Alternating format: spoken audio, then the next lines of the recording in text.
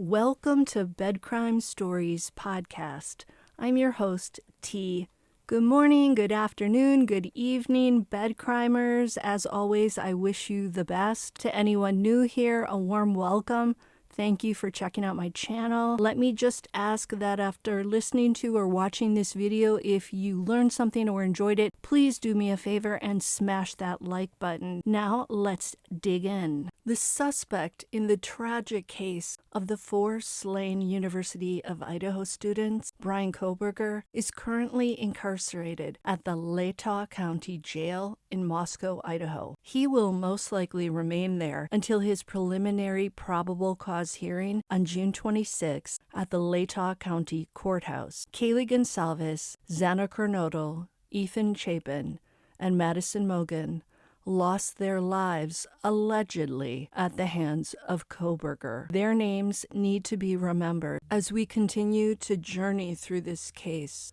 According to the U.S. Department of Justice, preliminary hearings are like mini trials. During the hearing, the prosecution calls witnesses and introduces its evidence, and the defense can then cross-examine those witnesses. The purpose of the hearing is to determine if there's enough evidence to justify holding the defendant, in this case Bryan Kohberger, to answer for the alleged charges. Judge Megan Marshall, who is overseeing the case, can either find probable cause and order Kohberger to stand trial, or she can dismiss the case based on a lack of evidence. I think the leather sheath that was found at the crime scene and that was linked to Kohberger's DNA is quite enough evidence all by itself to warrant a trial. And by the way, there's no way Kohberger deliberately left that sheath at the crime scene. He would have had to have been a complete idiot to do that. He would not risk it, even if he thought he'd wiped it clean. As we learned last week, Kohberger's defense team will now be composed of 2 death penalty certified lawyers, which definitely hints that the prosecution is considering the ultimate punishment. And according to former FBI agent Jennifer Coffendorfer, based on the evidence we know of so far, Kohberger has a strong case for getting the death penalty. Coffendorfer basically said that if going into a house with a sharp object and committing this type of carnage against 4 innocent college students doesn't require a death penalty, then she doesn't know what does. And I would have to agree with her. If Kohberger's case becomes a death penalty case, then at this juncture, the only option would be to die by lethal injection. However, we do know there's a bill in the Idaho State Legislature right now that, if passed, would allow another method, a blank squad, basically a squad of armed men, all pointing at Kohberger. But such a squad would only be used in the event that the state could not obtain the drugs needed for an injection. And by the way, that bill to bring back such squads would still need approval from the full House, the Senate, and the governor. So it's possible that Kohberger could face such a squad, but before he would get to that point, a bunch of things would need to happen. 1, the prosecution would have to seek the death penalty against him. 2, Kohberger would have to be found guilty of the crimes. 3, the new bill would need to be fully passed. And 4, Idaho would have to be unable to obtain the drugs needed for that injection. So it sounds like the chances of Kohberger standing against a wall with a bunch of guys facing him are slim. I was curious as to why these drugs are so hard to get a hold of, so I did a little research. One of the drugs that states with the death penalty have a hard time getting is sodium thiopental. According to an article I read on the U.S. News website, the shortage began around 2010. That's when drug suppliers around the world, including those in the United States, began refusing to supply the drugs for these injections. Some of the suppliers refused out of opposition to this penalty. Some refused out of concerns about having their products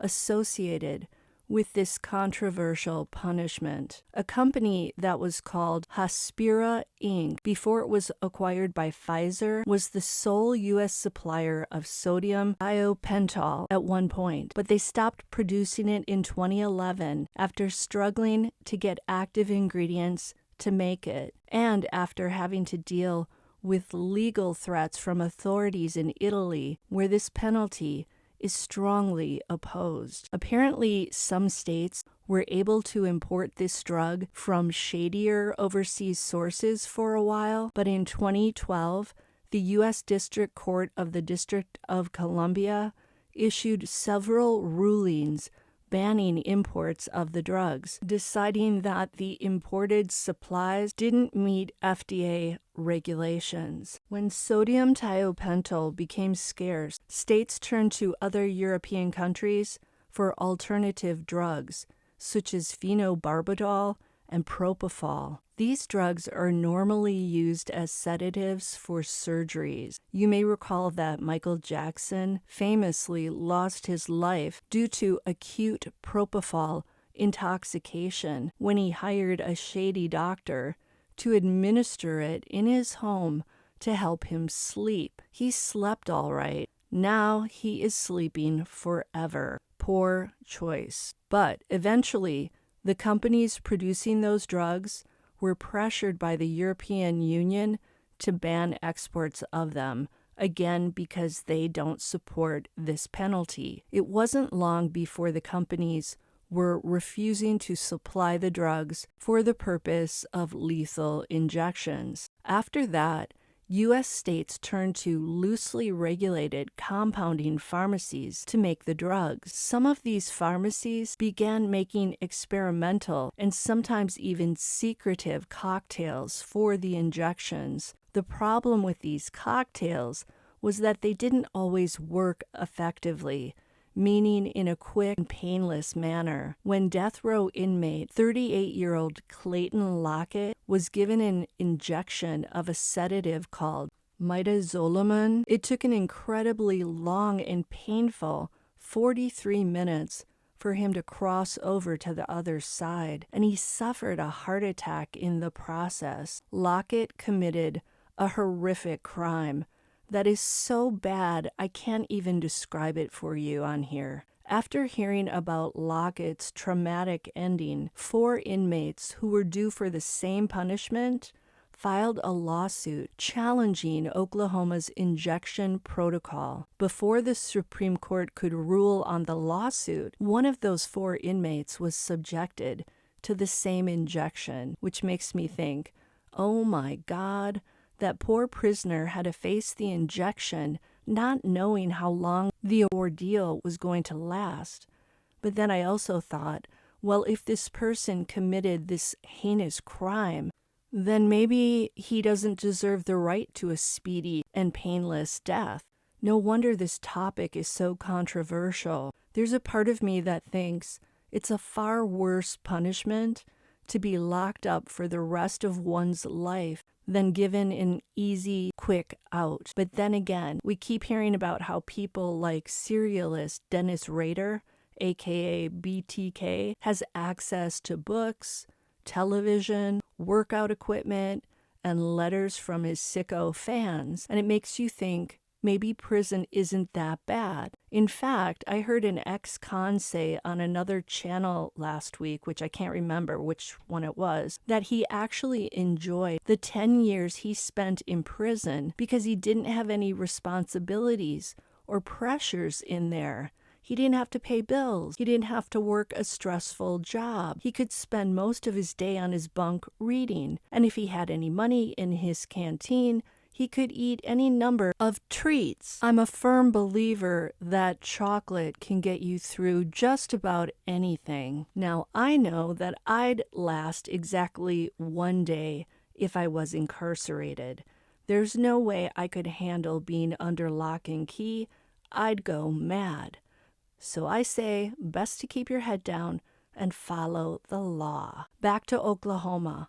Ultimately, the Supreme Court decided Lockett's botched death and some other evidence wasn't enough proof that midazolam was cruel and unusual punishment, and that decision came even after the drug was linked to several more botched prisoner deaths in 2014.